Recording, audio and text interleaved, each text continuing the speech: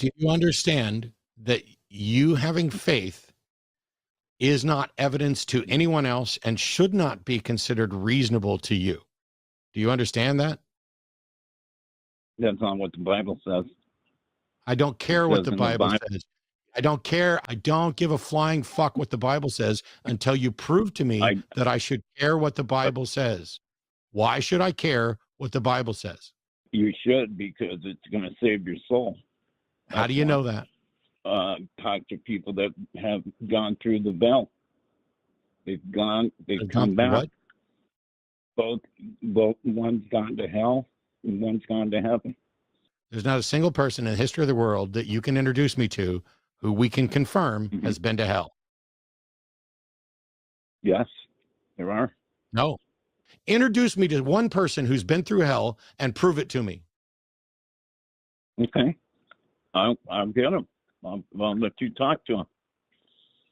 I can tell you they died and went to hell and came.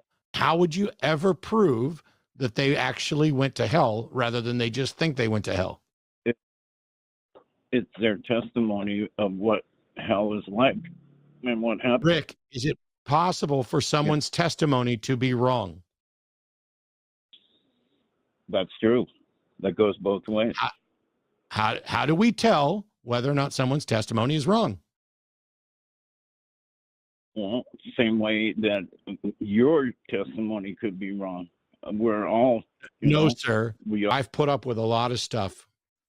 But what I see from apologists is that every time we drill down to the key point where you have nothing more to offer, you instead turn it around and pretend that we are on just as shaky ground. I have no testimony here. I'm not testifying to anything. I'm asking the question, how do you demonstrate that somebody went to hell versus that they just think they went to hell? How do you tell the difference? That's going to be crucial. And if you acknowledge there's no way to tell the difference, then you're admitting that you don't have reason to believe they went to hell either. And your brain gets in defense mode, and rather than acknowledging that painfully obvious truth, you then lash out and pretend that I'm saying something that is a matter of testimony that could also be wrong. That's not the way reason, that's not how reason works.